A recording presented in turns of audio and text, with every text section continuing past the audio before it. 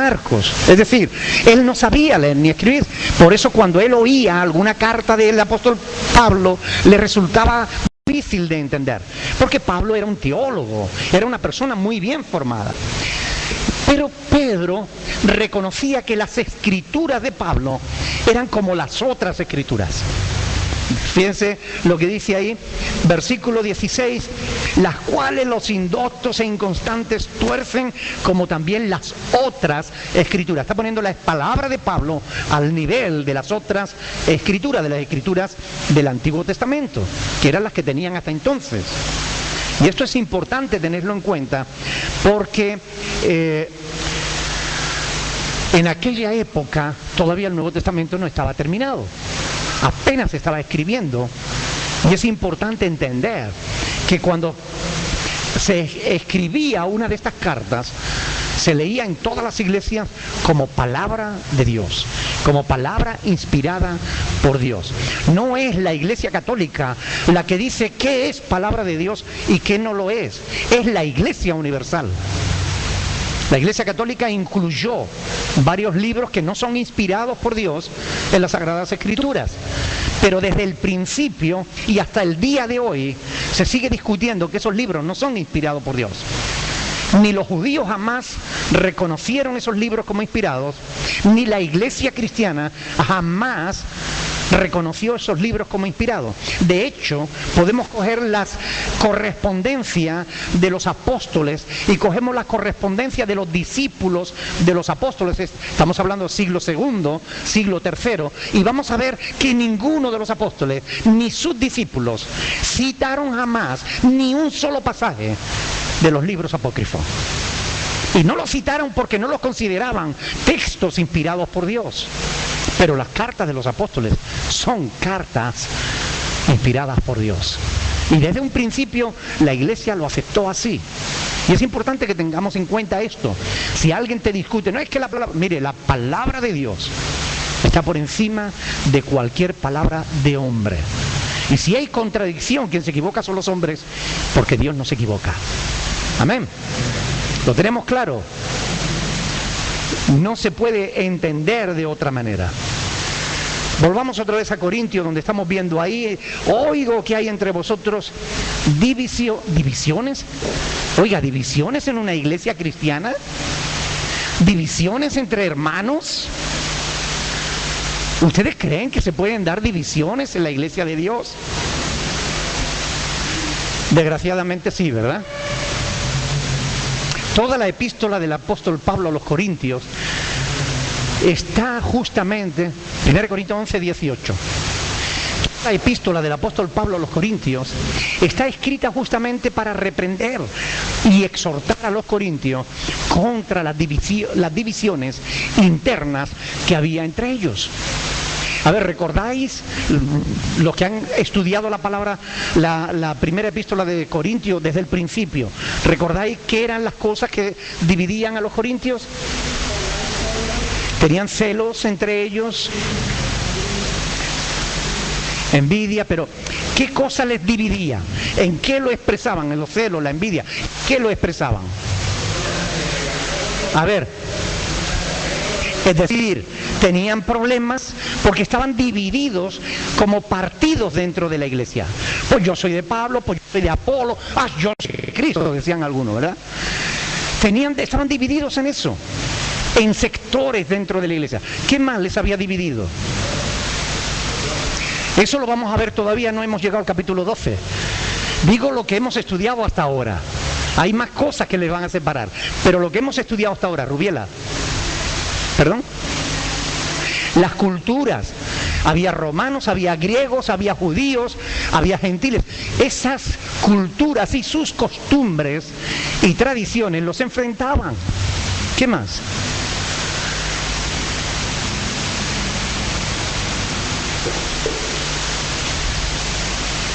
Lo hemos visto, lo hemos estudiado en 1 Corintios. Las idolatrías, las comidas, las ropas que vestían o tenían que vestir. Hay muchas cosas que dividían a los corintios. Realmente tenían muchas divisiones entre ellos. Había muchas cosas, estaban muy divididos. Corinto era una ciudad cosmopolita, tenía gente venida de todo el mundo.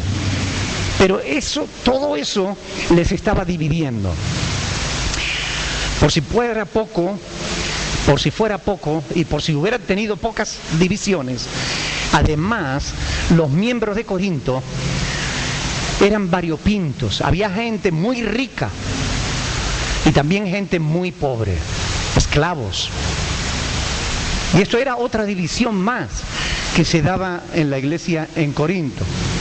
Había quienes eran ricos y podían traer mucho a la Santa Cena, aportar mucha comida, y había quien era esclavo y no podía aportar nada. Y estas eran cosas que les dividían. Para muchos esclavos, posiblemente aquella comida, la comida fraternal que se celebraba una vez a la semana, cuando la iglesia se reunía para adorar al Señor y recordar el sacrificio de Cristo, posiblemente para muchos esclavos, aquella era la única comida en condiciones que podía comer, que podía disfrutar. Porque muchos esclavos eran mal alimentados en aquella época. Pero en Corinto se había perdido el arte de compartir. Se había perdido el amor por el hermano. Se ponían otras cosas por encima. Habían actitudes que no eran cristianas, que no eran correctas entre el pueblo de Dios. Los ricos comían entre ellos, apartándose un poco de los esclavos, y comamos antes de que lleguen los esclavos, que si no vamos a tener que compartir con ellos. Y cuando llegaban los hermanos esclavos, no tenían nada para comer. Y allá estaban los ricos, borrachos de tanto haber comido y bebido. Y cuando llegaban los otros, no tenían nada. Pablo les corrige justamente por esto. Y es que realmente el mundo de entonces estaba muy dividido. No solo la iglesia, el mundo entero estaba dividido. Había libres y había esclavos. Había griegos y había bárbaros. Había judíos y había gentiles. Había cultos y había gente ignorante. Había ricos y había pobres. Y la iglesia primitiva era el único lugar del mundo en aquella época en el que todos, vinieran de donde vinieran y fueran como fueran, podían tener comunión y fraternidad. En el que los ricos podían tratar al esclavo como hermano y un esclavo podía tratar a un rico como hermano. La iglesia era el único lugar del mundo donde eso se podía dar y se había dado. Pero la iglesia de Corinto estaba retrocediendo en cuanto a eso, en cuanto a esa manifestación del amor de Dios. Y Pablo le va a corregir dura y claramente, porque era de reprender.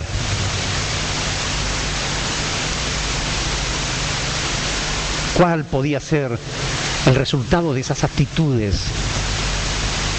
La comida en la que debían celebrar justamente el fin de las diferencias sociales había empezado a ahondarlas cada vez más. Y eso no era justo. Pablo desaprueba esa conducta producida por la falta de amor. Pero en una iglesia en la que sigue habiendo divisiones, divisiones sociales, divisiones de clases, eso no es una iglesia. Yo lo puedo decir más fuerte, pero más claro no. Una iglesia donde se trata diferente a los ricos que a los pobres no es una iglesia. Será otra cosa, pero una iglesia no. En la iglesia del Señor, ricos y pobres, todos somos iguales. ¿Están de acuerdo o no? La auténtica iglesia de Cristo está unida justamente porque todos estamos unidos a Cristo. Y si un esclavo está unido a Cristo y un rico está unido a Cristo, el esclavo y el rico están unidos entre sí por su fe en Jesús.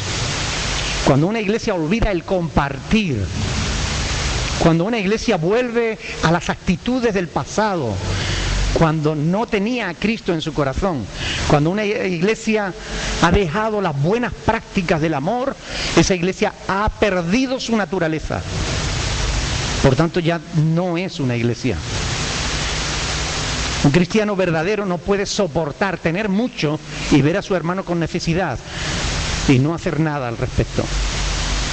Un hermano verdadero, un cristiano verdadero, no puede hacer eso. No puede volver la cara cuando ve a un hermano tener necesidad. La palabra lo dice claramente.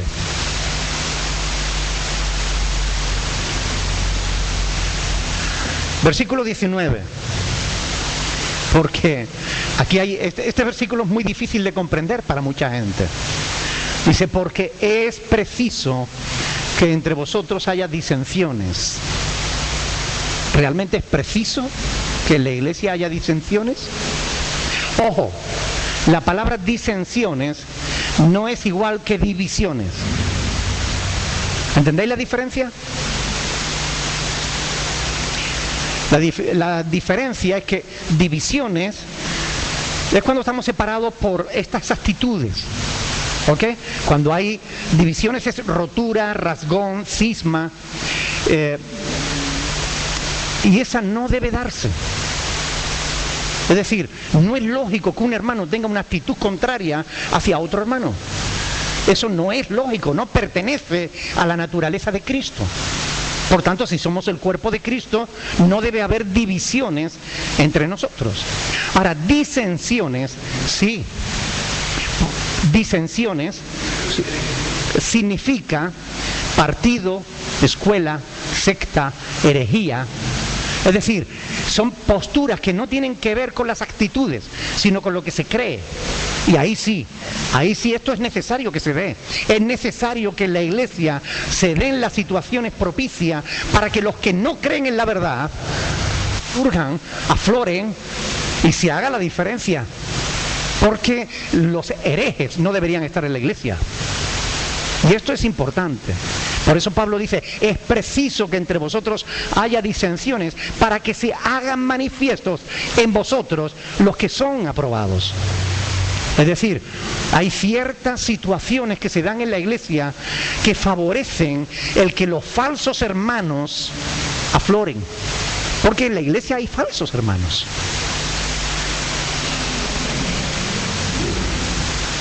Hay un fandango andaluz que dice, ni están todos los que son, ni son todos los que están. Y aunque, por mucho que nos pese, esa es una realidad. Es decir, no todo el mundo que está en la iglesia es un verdadero cristiano, nacido de nuevo, convertido a Cristo. En realidad no todos. Adelante, Mario.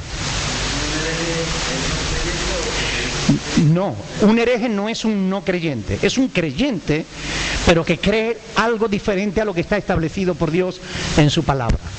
Por ejemplo, un hereje sería alguien que cree que de verdad debe existir diferencias de clases. ¿Qué dice la palabra del Señor? Dice, en Cristo todos somos uno, ¿verdad? Esa es una doctrina cristiana. Quien afirma que debe haber diferencia de clase está enseñando una doctrina falsa. ¿Ok? Por tanto, es un hereje. Así de simple. Se le puede llamar de otra manera. Un hereje es, por ejemplo, alguien que la Biblia afirma que Jesucristo es Dios. ¿Verdad? Hay un montón de pasajes que lo dicen. Romanos capítulo 9, versículo 5, etcétera, ¿no? El cual es Dios sobre todas las cosas, etcétera, etcétera. Pues hay quien dice que Cristo no es Dios. Bueno, pues quien afirma eso es un hereje, porque tiene una doctrina falsa. El apóstol Pablo dice, ¿no está esto demasiado alto, Óscar? ¿No? Bueno, el apóstol Pablo dice en Gálatas capítulo 1, versículos 8 y 9 y 10, dice, si alguno viene a vosotros con una doctrina diferente a la que hemos recibido, sea anatema, es decir, tenle por apartado, por maldito. Si aún uno de nosotros, dice, refiriéndose a los apóstoles, o un ángel del cielo, viene a vosotros con una doctrina diferente, apártenlo, ténganlo por anatema, por maldito. Es decir, las disensiones se tienen que dar en la iglesia, porque es necesario separar la verdad de la mentira. Hoy en día justamente está ocurriendo todo lo contrario. Hoy en día, por ejemplo, gente como Joel Osteen, no sé si sabéis quién es Joel Osteen, es el pastor de una de las iglesias, de las mega iglesias, de estas enormes que hay en Estados Unidos, donde Marcos Witt estuvo pastoreando durante un tiempo. Joel Osteen dice, ahora estaba diciendo que le encanta a este Papa porque el ecumenismo, todo lo que está haciendo es bueno, es un siervo de Dios y no sé qué, y favorece a la iglesia inclusiva. Yo no sé si ustedes saben lo que es la iglesia inclusiva, pero la iglesia inclusiva, que incluye, quiere decir que abre las puertas a que el que quiera decir que es cristiano, hay que tratarlo como cristiano. Por ejemplo, si un gay y una lesbiana dicen que son cristianos, hay que tenerlo por cristianos. Eso es la iglesia inclusiva. ¿No han visto al Papa con la bandera gay en las manos? En estos días ha salido en internet. Miren, la Biblia dice que los homosexuales no heredarán el reino de Dios. Por tanto, no forman parte del pueblo de Dios. Están excluidos. Y Dios es quien los ha excluido, no nosotros. Si la palabra de Dios es clara a ese respecto y nosotros ahora decimos, ay no, pero ellos tienen derecho a ser salvados también. Usted puede pensar lo que usted quiera, pero si usted cree eso, usted es un hereje y no está creyendo lo que dice la palabra de Dios, está creyendo otra cosa diferente. Adelante. Más alto, por favor. Ninguna. Eso es una mentira que los homosexuales han venido afirmando vez tras vez. Se han hecho muchos estudios científicos y hasta ahora no hay ni una sola demostración de que eso sea así. Hay un único estudio, uno, entre miles de estudios que avalan con certeza que no hay ningún problema genético que determine la homosexualidad. Hay muchísimos estudios que lo demuestran. Solamente hubo un estudio que dijo que sí, que tenía un origen genético, pero el autor de ese estudio confesó haber cobrado $3 millones de la Asociación de Gays y Lesbianas de Nueva York. O sea que un solo estudio que además demuestra que es falso frente a miles de estudios que demuestran que eso no es verdad. No hay ningún dato científico que demuestre que la homosexualidad es un problema genético. La homosexualidad es una decisión personal del individuo.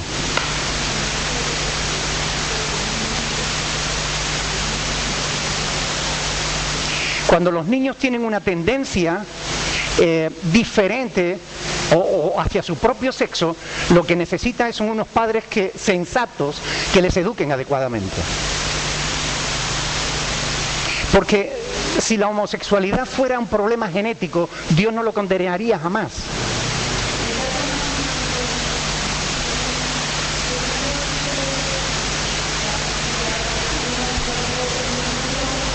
Más fuerte, por favor, no me entero. Más fuerte. No. Primera de Corintios, capítulo 6. ¿Perdón?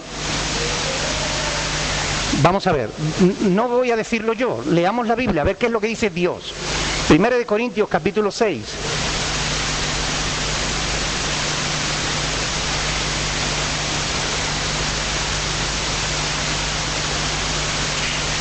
Esto fue inspirado por el Espíritu Santo y escrito por el apóstol Pablo. Inspirado por el Espíritu Santo. Dice el versículo 9, ¿no sabéis que los injustos no heredarán el reino de Dios? Yo quiero llamar vuestra atención sobre la palabra Dios. ¿De quién es el reino? De Dios. ¿Quién decide quién entra y quién no? Dios, porque es su reino. Dice, ¿no sabéis que los injustos no heredarán el reino de Dios?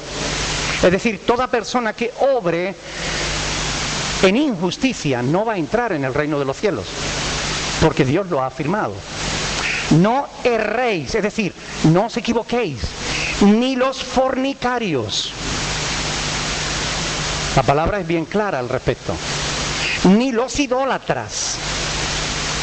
Dios es claro al respecto. No hay ninguna duda de que Dios está diciendo que estos no van a entrar en el reino de Dios. Ni los adúlteros, ni los afeminados, ni los que se echan con varones, ahí está la homosexualidad, ni los ladrones, ni los avaros, ni los borrachos, ni los maldicientes, ni los estafadores heredarán el reino de Dios. O sea que la palabra de Dios es bien clara, es bien sencilla, y aunque nos gustaría tener un mensaje más tolerante, más solidario, más fácil de transmitir, la verdad, la pura verdad, es esta que leemos en las Sagradas Escrituras. Amén. Puede que nos guste o no, pero es palabra de Dios. Puede que la compartamos o no, que estemos de acuerdo con Dios.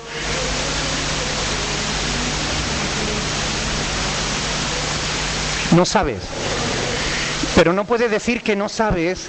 Nosotros decimos no sé cuando no sabemos. Pero tú sabes ahora que la voluntad de Dios es esta. No puedes decir no sé. Tienes que decir a lo mejor no me gusta. Pero no puedes decir que no sabes, porque ya sabes.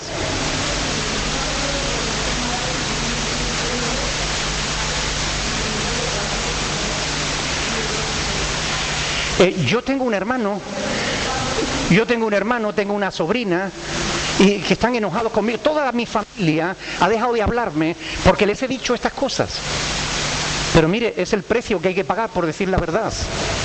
O sea, ¿qué más quisiera yo que ellos se arrepintieran de sus pecados y se convirtieran a Dios como otros que han sido homosexuales e incluso travestís, personas que se han operado para cambiar de sexo y que ahora se han convertido a Dios y están buscando justamente en el proceso contrario?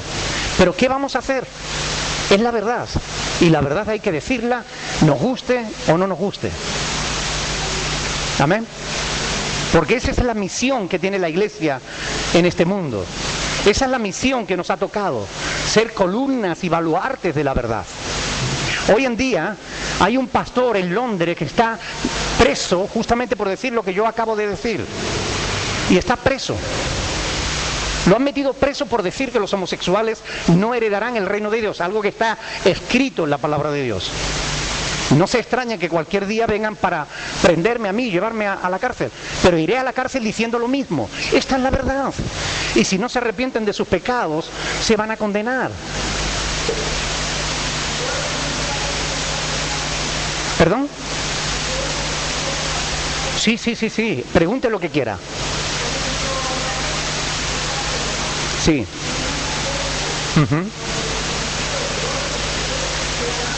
Ajá. Eso es una tontería. No, eso es una tontería de una señora que no tiene ni idea de lo que la palabra de Dios dice, que es la responsable de una secta.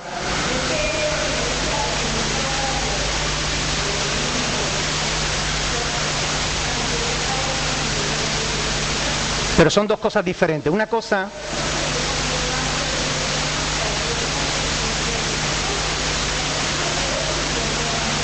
Bien, déjeme decirle dos cosas. Primera, no hace acepción de personas porque le ofrece la salvación a todo el mundo. Envió a su Hijo a morir por los pecados de todo el mundo.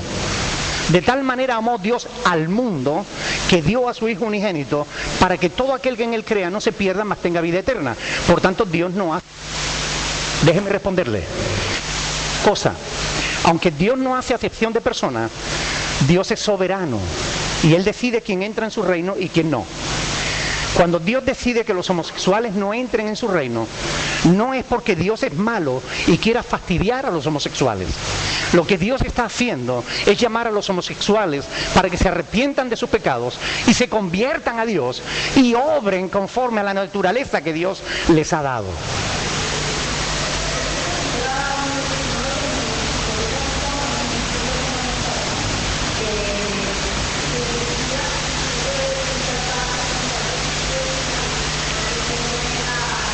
Sí, pero vamos a ver.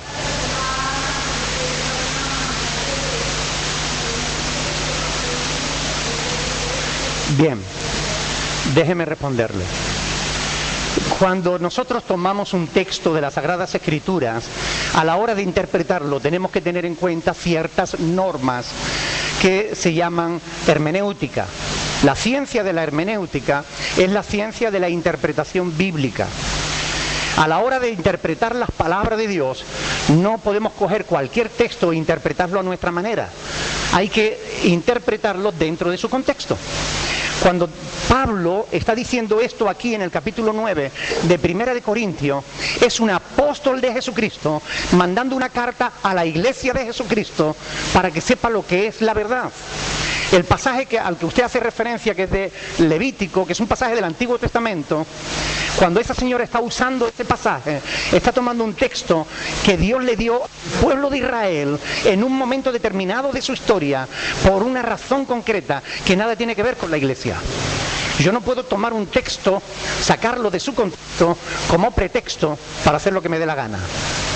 Tengo que tomar la palabra de Dios e interpretarla dentro de su contexto. Le pongo un ejemplo.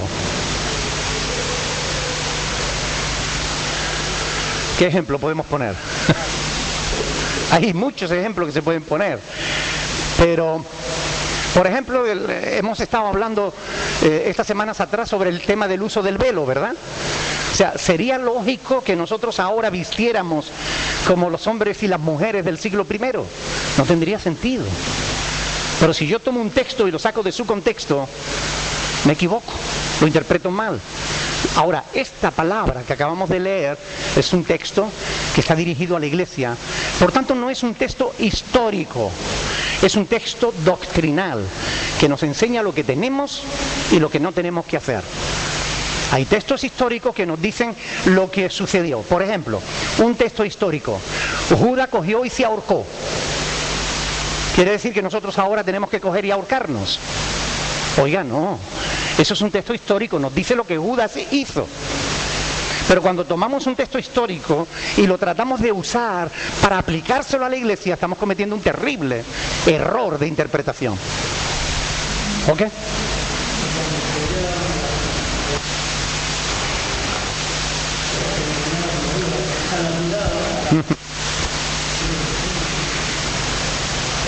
Claro, o sea, imagínense, por ejemplo, pues que un hijo de cualquiera de nosotros, vamos a suponer que la hija de Marta, que está a su ladito, es una rebelde y se porta mal. Entonces ella viene a los ancianos y le dice: mi hija es rebelde, y la ley dice que hay que apedrearla hasta morir. ¿Tendríamos que hacer eso? Oiga, no, vamos a ver. No tomemos un texto histórico que fue dado en un momento concreto de la historia por unas razones concretas y tratemos de hacerlo aquí ahora, ¿ok? Porque nos equivocamos. Entonces, por eso es importante estudiar, no solamente leer por encima la palabra y coger lo que queramos, lo que me... ¡Ay, mire! Es que a mí lo que me gusta son las promesas. Y hay gente que solo leen las promesas. 10 promesas para no sé qué. 3 versículos que te dicen no sé cuánto. Y todo el mundo conoce Juan 3:16. Pero ¿quiénes conocen Juan 3:17 o 18? Entonces hay que leer toda la Escritura, ¿ok? Pero interpretarla de acuerdo a su contexto. Amén. Seguimos. Entonces, las divisiones no deben darse dentro de la iglesia. Ahora, las disensiones sí. Porque las divisiones tienen que ver con actitudes, con comportamientos, entre hermanos que creemos lo mismo. Mientras que las disensiones tienen que ver con posturas que vienen determinadas por gente que creen cosas distintas. Son cosas diferentes. Por ejemplo, en Madrid hay una iglesia de homosexuales. ¿Sí? Iglesia cristiana de no sé qué. Pero son homosexuales.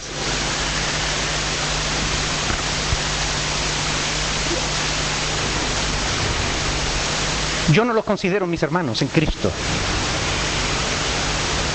Porque en Cristo tiene que haber nacido de nuevo, arrepentirse de sus pecados, creer en Cristo como su Señor y su Salvador y vivir de acuerdo a lo que la palabra de Dios nos enseña. Y ellos no hacen nada de eso.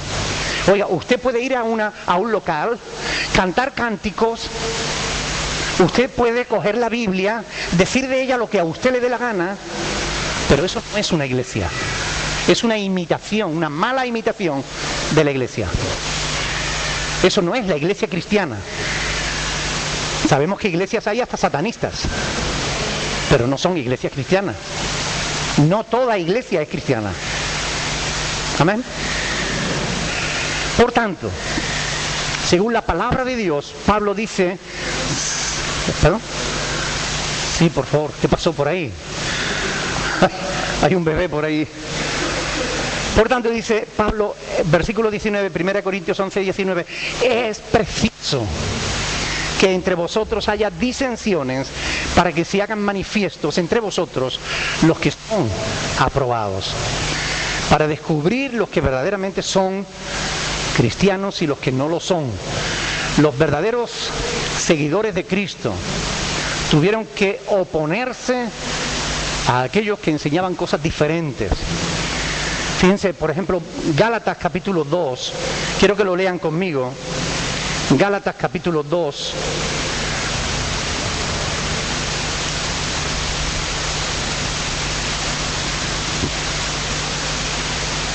Desde el versículo 1 dice: después, pasado 14 años, subí otra vez a Jerusalén con Bernabé, llevando también conmigo a Tito.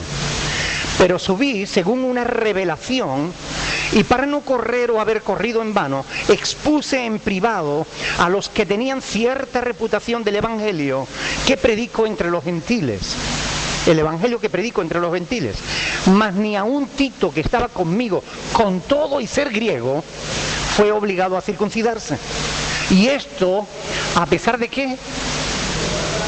De falsos hermanos introducidos a escondidas que entraban para espiar nuestra libertad que tenemos en Cristo Jesús, para reducirnos a esclavitud. Es decir, en la iglesia, a lo largo de toda su historia, desde el principio, se han introducido personas que realmente no son verdaderos hermanos. Oiga, si hasta en los púlpitos hay gente que no son verdaderos pastores. No les dirá el Señor: ay, pero Señor, Señor, si en tu nombre hicimos esto y aquello. Y el Señor les dirá: apartaos de mí, que no os conozco. ¿Cuántos falsos pastores hoy están enseñando otras cosas diferentes para caerle bien a la gente? Porque lo que quieren es caerle bien a todo el mundo, para que todo el mundo venga a su iglesia y le suelte el dinero. Pero no están preocupados por la salvación de las almas, por el destino eterno de esas personas a los que tiene el deber de enseñar. No les preocupa lo que vaya a pasar con ellos. ¿Ustedes creen sinceramente que a Joel Osteen,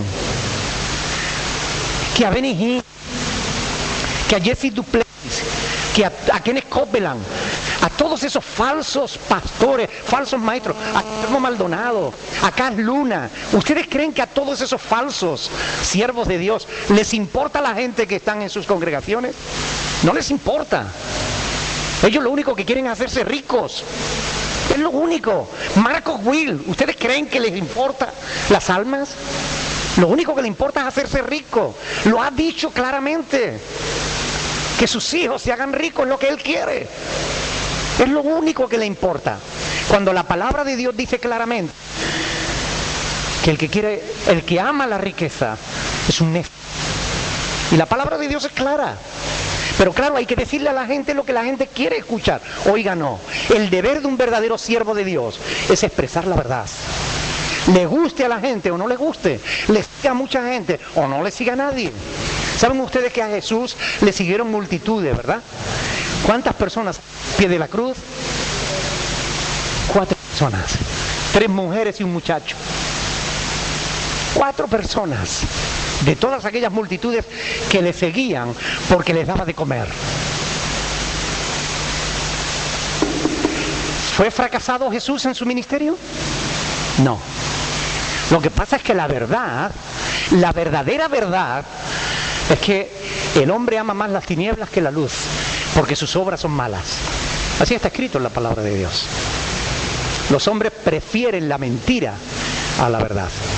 Pero esto es lo que la palabra de Dios nos enseña y es lo que nosotros tenemos que seguir enseñando también, nos guste o no nos guste. Sinceramente, a mí, por amor a mi familia, me hubiera gustado que esos pasajes no estuvieran en la Biblia, pero están. Y sería un verdadero cristiano si no le dijera a mi familia que si no cambian, que si no se arrepienten de sus pecados, van a ir al infierno. Yo no sería un verdadero cristiano si no lo hiciera. Si yo me callara por quedar bien con ellos, sería más fácil, pero no es más honesto. Amén.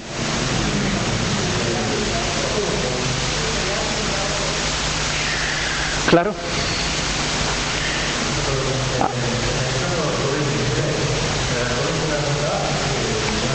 Bueno, el alcoholismo no empieza siendo una enfermedad. De hecho, el alcoholismo no es una enfermedad. Crea enfermedades, crea cirrosis, crea problemas de adicción, pero en realidad el alcoholismo, como la drogadicción, como la homosexualidad, como todo lo malo que hacemos los hombres, comienza con una decisión voluntaria nuestra. Si yo me tomo una copa y me gusta, y me tomo otra y me sigue gustando y me vuelvo a tomar otra y no tengo control, yo soy consciente de lo que estoy haciendo. Llegará un momento en que ya no pueda parar y me convierta en un enfermo. Pero empezó siendo una decisión personal. Por tanto, es también una decisión personal lo que puede invertir el orden del proceso. Es decir, si yo por una decisión que tomé me convertí en alcohólico, por una decisión tengo que dejar de ser alcohólico. Tengo que pedir perdón por mis pecados, tengo que reconocer que es un pecado, que es una rebeldía contra Dios, porque estoy maltratando mi cuerpo, y tengo que pedir perdón a Dios, y tengo que decir, a partir de ahora, Señor, ayúdame a no volver a beber. Y son muchísimos los que dan testimonio de que han podido dejar el alcoholismo, como cualquier otro vicio, la droga, el tabaco y otras cosas, la homosexualidad, justamente porque se han arrepentido, han pedido perdón y han pedido ayuda para cambiar sus vidas, y lo han logrado.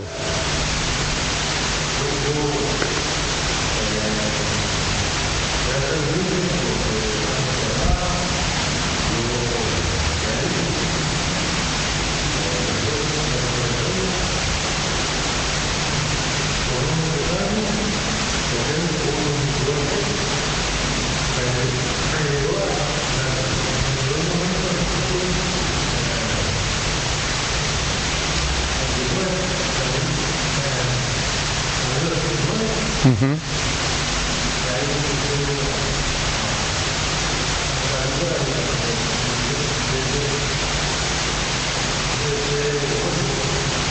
Uh-huh. Amén.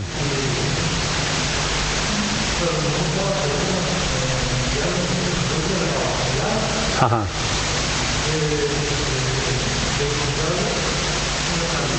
Uh-huh. Es cierto. Ajá. Es cierto.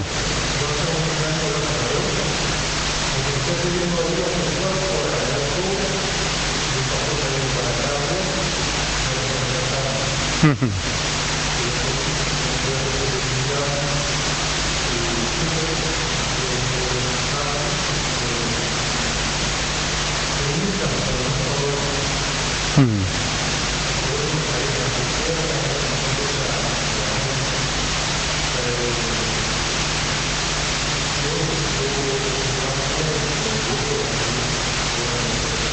Uh-huh. Uh-huh.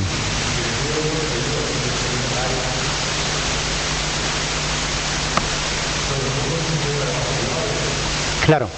El hermano, para los que nos están viendo a través de internet y no escuchan lo que el hermano ha estado dando testimonio, ha dado testimonio de su propia experiencia, que llegó en un momento determinado a tocar fondo y que necesitó ayuda para salir de ahí, pero que no todo el mundo tiene esa capacidad, ¿verdad? Y es cierto, no todo el mundo tiene la capacidad de salir por sí mismo, ni siquiera a veces con ayuda, ¿no? Pero lo que realmente marca la diferencia, y esto hay muchos testimonios que lo corroboran, es el hecho de a quién vamos a pedirle ayuda. Porque hay una enorme diferencia entre pedirle ayuda a una persona y pedirle ayuda a aquel que puede ayudarnos realmente, que es Dios, ¿verdad? Entonces, cuando recurrimos a Dios, hemos visto liberaciones completas y hemos visto personas que han podido salir de la droga después de 15 años de inyectarse heroína todos los días y no pasar ni siquiera el mono, es decir, el síndrome de abstinencia. Y han superado ese trauma y se han convertido en personas nuevas. Y hemos visto alcohólicos y hemos visto personas con otros vicios y que han conseguido salir de ahí cuando han ido y han recurrido a Dios. Pero también hemos visto como personas han querido salir por sí mismos o acudiendo a los médicos, a otras personas. Y sí, la medicina te puede ayudar en parte, pero hay cosas que los hombres no pueden hacer por mucho conocimiento que tengan. Dios sí, porque para Él no hay nada imposible. Claro. Mire, el ser humano ha sido creado para tener una relación permanente con Dios. El ser humano ha sido creado para tener una dependencia de Dios. Cuando el ser humano se independiza de Dios y se rebela contra Dios y le da la espalda a Dios, ahí el ser humano empieza a tener problemas. Ahora, cuando el ser humano reconoce sus problemas y se vuelve a Dios pidiéndole perdón y en verdadero arrepentimiento, ahí Dios tiene misericordia. Y Él dice, el que viene a mí, yo no le echo fuera. Amén. Y hemos visto verdaderos milagros en eso. Bien, ¿alguna pregunta? Seguimos adelante, la próxima semana vamos con más. No hemos podido ahondar en el tema de la Santa Cena, pero nos hemos quedado ahí a las puertas.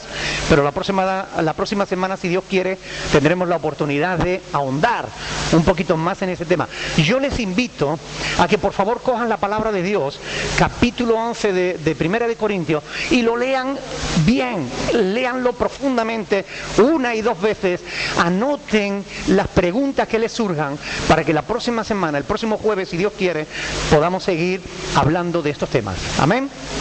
Vamos a ponernos de pie, vamos a darle gracias al Señor, porque Él es bueno y para siempre es su misericordia. Y tenemos una palabra maravillosa que nos muestra el camino a seguir. Amén.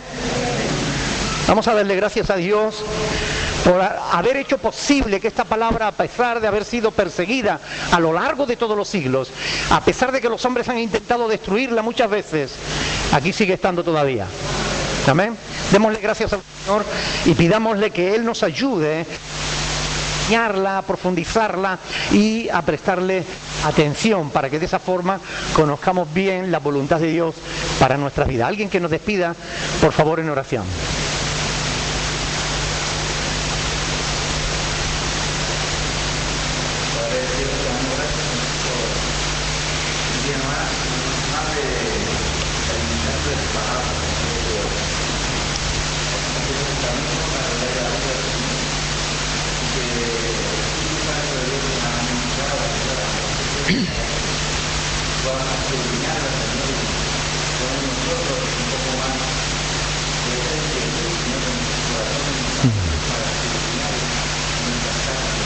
Amén.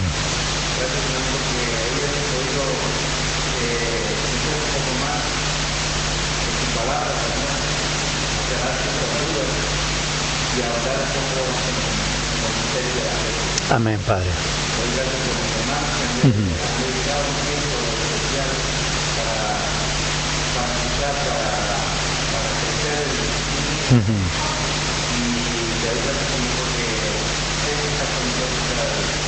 Amén. Sí, Señor.